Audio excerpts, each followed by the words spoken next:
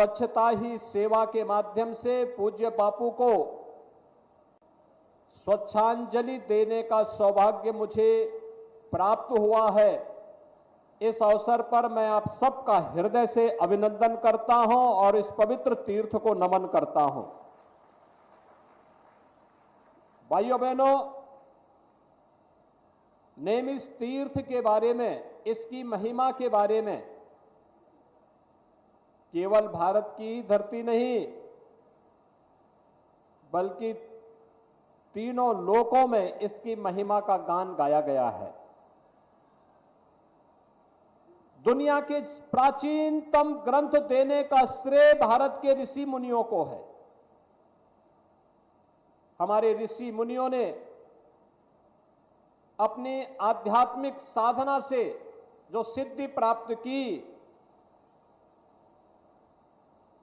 उसे आने वाली पीढ़ी के लिए ज्ञान की धरोहर के रूप में सजो करके उन्होंने हमें प्रदान किया। और आज इस पौराणिक तीर्थ में चक्र तीर्थ के दर्शन करके,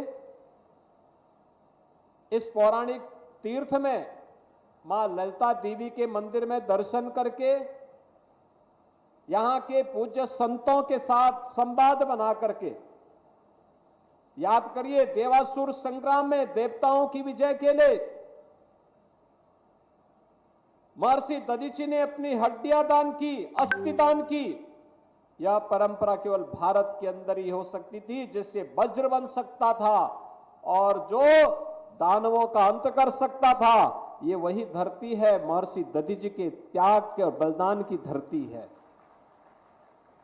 ये वही धरती है जहां पर सूत जी महाराज ने सोनक आदि 88,000 ऋषियों को 18 पुराणों की कथा सुना करके भारत की ज्ञान की परंपरा को धरोहर के रूप में आने वाली पीढ़ी को देने के लिए लिपिबद्ध करने के कार्यक्रम को आगे बढ़ाया था। भारत की वेदों की परंपरा को आगे बढ़ाने वाले महर्षि वेदव्यास का आश्रम हो या फिर यहां पर जहां तहां बिखरे पड़े हुए पवित्र तीर्थ, यह इस पवित्र प्राचीन तीर्थ के महात्म को हम सबके सामने कहती है। लेकिन उपेक्षा के कारण यहां का जो विकास होना चाहिए था वह अधूरा पड़ गया था या प्रारंभ ही नहीं हुआ। जैसे तैसे यह तीर्थ चल रहा था। लेकिन भाइयों बहनों, आप सब ने आशीर्वाद दिया, हमारे माननीय सांसद विधायकों ने प्रयास किया। आज डबल इंजन की सरकार नेमिष तीर्थ को फिर से विश्वविख्यात तीर्थ के रूप में विकसित करने के अभियान को आगे बढ़ा रही है।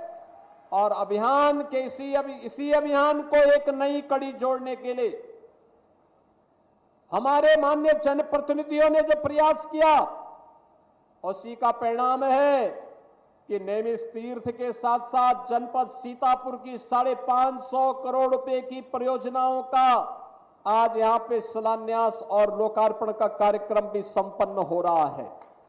मैं इस अवसर पर इस तीर्थ को नमन करता हूं। भारत की आजादी के महानायक पूज्य बापू राष्ट्रपिता महात्मा गांधी के श्री चरणों को नमन करते हुए उन्हें अपनी विनम्र श्रद्धांजलि भी अर्पित करता हूं कि उनके प्रति स्वच्छांजलि का जो कार्यक्रम है, इस स्वच्छांजलि का कार्यक्रम आज पूरा नेमिष तीर्थ कैसे चमक रहा है, गंदगी कहीं नजर नहीं आ रही है। भाइयों बहनों, हमें अपने तीर्थों को पर्व और त्योहारों के समय में, सामान्य दिनों में भी इसी प्रकार से स्वच्छ और सुंदर बनाए रखना होगा।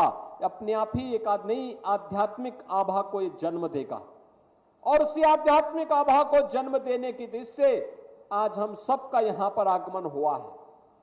मुझे प्रसन्नता है, एक तरफ पूज्य बापू का स्वच्छता का अभियान जिसे आज प्रधानमंत्री मोदी जी के कारण घर घर में पहुंचा करके लोगों को स्वच्छता के माध्यम से सुरक्षित रहने के एक बड़े कार्यक्रम के साथ जोड़ा जा रहा है।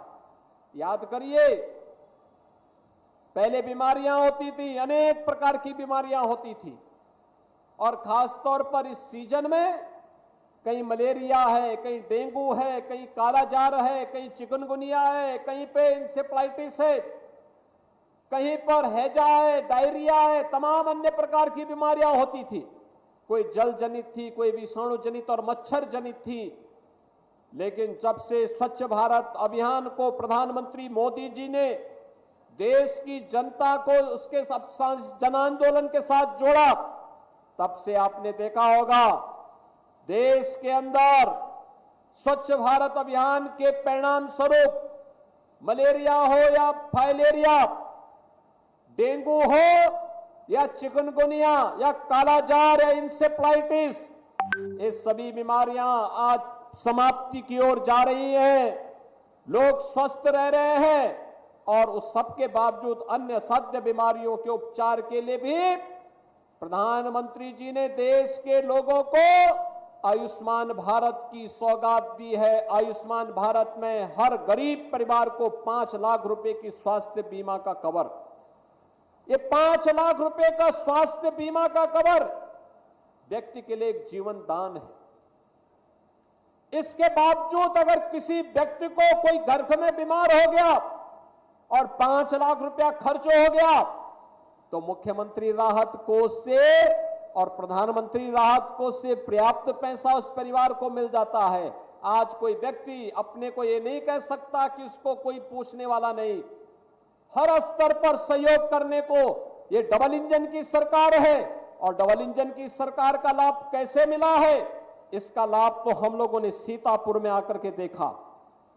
सीतापुर में अकेले प्रधानमंत्री आवास योजना में 2,34,800 से अधिक परिवारों को एक एक मकान मिला है।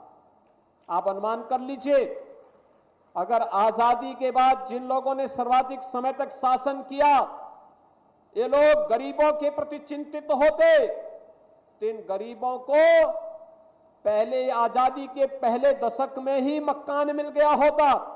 मकान नहीं दिया गया। स्वच्छ भारत मिशन में 7,16,500 से अधिक परिवारों को एक एक शौचालय भी इस जनपद में मिला। हर घर नल योजना के माध्यम से 2,17,000 से अधिक परिवारों को अब तक जल का कनेक्शन दिया जा चुका है। प्रधानमंत्री उज्ज्वला योजना में 5,78,900 से अधिक लाभार्थियों को